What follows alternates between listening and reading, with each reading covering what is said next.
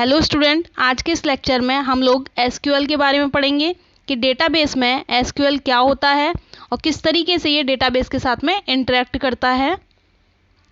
SQL structure query language एक ऐसी programming language है जिसका यूज़ हम डेटाबेस को मैनेज करने के लिए और डेटाबेस पर डिफरेंट ऑपरेशंस परफॉर्म करने के लिए करते हैं।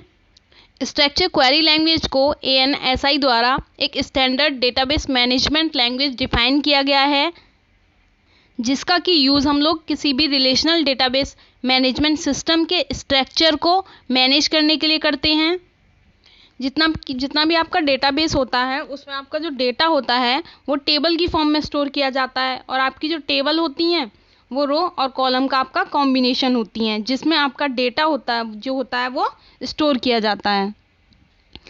तो इस तरीके से जो आपकी एसक्यूएल लैंग्वेज है वो एक ऐसी लैंग्वेज है जिसके द्वारा हम बहुत बड़े डेटाबेस को भी आसानी से क्या कर सकते हैं, मैनेज कर सकते हैं और उस पर अलग अलग ऑपरेशंस परफॉर्म कर सकते हैं। जैसे कि आपका डेटाबेस में डेटा को इंसर्ट करना है, डिलीट करना है, मॉडिफाई करना है, किसी भी डेटाबेस के स्ट्रक्चर को डिफ़ाइन करना है, किसी भी डेटाबेस के स्कीमा को डिफ़ाइन करना है। स्कीमा क्या होता है? उसका इंटरनल स्ट्रक्चर। ये इस तरीके से आपका डेटा डेटाबेस में स्टोर किया जाएगा। ये सारी चीज़ें हम एसक्यूएल के द्वारा डिफ़ाइन कर सकते हैं।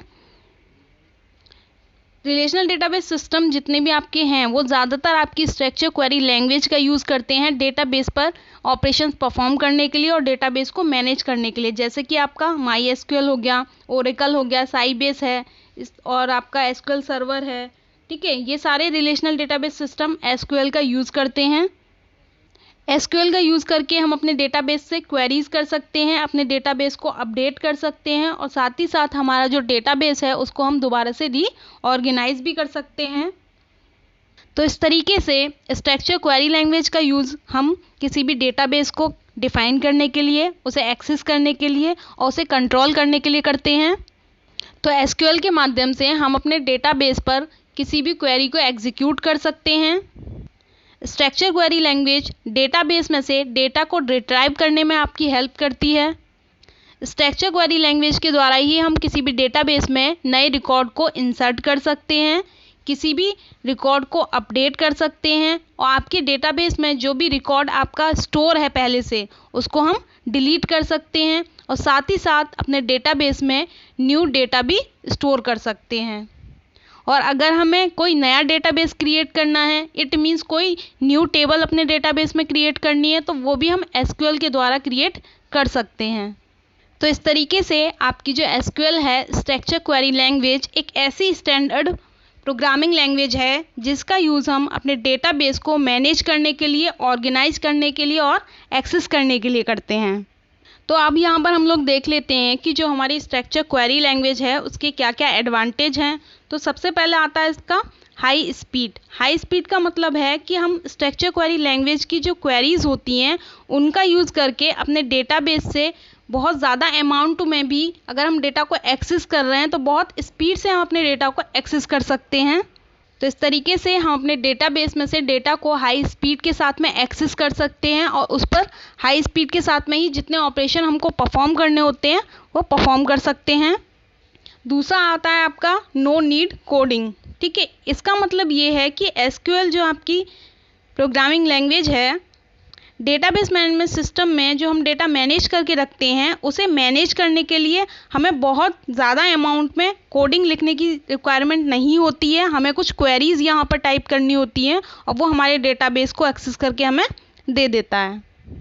अगला आता है आपका पोर्टेबल। पोर्टेबल का मतलब है कि एसक्यूएल की जो भी आपकी क्वेरीज होती हैं उनको हम इजीली किसी भी ऑपरेटिंग सिस्टम पे रन करा सकते हैं। ठीक है, चाहे वो आपका लैपटॉप हो, इट मीन्स विंडो है, आपका एंड्रॉयड है, iOS है और साथ ही साथ हम किसी भी आपकी जो डिवाइसेस हैं उन पे आप इसका यूज़ कर सकते हो। जैसे कि लैपटॉप हो गया, PC है, आपका सर्वर है। आजकल तो ये आपके मोबाइल फ़ोन्स में भी एक्सेस हो सकती हैं। इनका यूज़ हम अपने मोबाइल फ़ोन पे भी कर सकते हैं। इस तरीके से जो आपकी स्ट्रक्चर क्वेरी लैंग्वेज है वो पोर्टेबल है, किसी भी डिवाइस पे आपकी रन कर सकती है। नेक्स्ट आता है आपका interactive language. It means SQL जो है आपकी वो एक डोमेन लैंग्वेज है जिसका यूज़ हम डेटाबेस के साथ कम्युनिकेशन करने के लिए करते हैं। तो ये हमारा इंटरेक्शन कराती है हमारे डेटाबेस के साथ में। अगला आपका आता है मल्टीपल डेटा व्यूज़। तो हम स्ट्रक्चर क्वेरी लैंग्वेज का यूज़ करके हमारा जो आपका फिजिकल डेटाबेस होता है उसके व्यूज़ को हम क्रिएट कर सकते हैं। किस तरीके से हमने उसको फिजिकली स्टोर करना है, किस तरीके से हमें उसे एक्सेस करना है, किस तरीके से हमें उसका लॉजिकल स्ट्रक्चर डिज़ाइन करना है। ठीक है, तो ये सारे चीज़ें किस तरीके से हम अपने डेटाबेस के साथ में इंटरेक्ट कर सकते हैं और उसको देख सकते हैं, ये सारी चीज़ें हम क्या कर सकते हैं, डिफाइन कर सकते हैं। इट मीन्स हम एक से अधिक तरीक़ों से क्या कर सकते हैं, अपने डेटाबेस को देख सकते हैं। ये चीज़ प्रोग्रामर पर डिपेंड करती है कि वो किस तरीके का लॉजिकल स्ट्रक्चर डिज़ाइन कर रहा है अपने डेटाबेस के लिए कि वो उसके स्ट्रक्चर को देख सके मल्टीपल व्यूज़ के साथ में। लास्ट आता है आपका well defined standard. It means जो आपकी एसक्यूएल है उसे अमेरिकन नेशनल स्टैंडर्ड इंस्टीट्यूट द्वारा डिफ़ाइन किया गया है डेटा मैनेजमेंट लैंग्वेज के तौर पे, कि इससे हम क्या कर सकते हैं, डेटा बेस मैनेजमेंट लैंग्वेज के तौर पे इसे हम यूज़ कर सकते हैं और अपने डेटाबेस के साथ में इंटरेक्ट कर सकते हैं। तो इस तरीके से हमारी जो एसक्यूएल है वो एक प्रोग्रामिंग लैंग्वेज है जिसका यूज़ हम अपने डेटाबेस के साथ में इंटरेक्ट होने के लिए करते हैं और उस पर जितने भी ऑपरेशंस होते हैं उसको परफॉर्म करने के लिए करते हैं।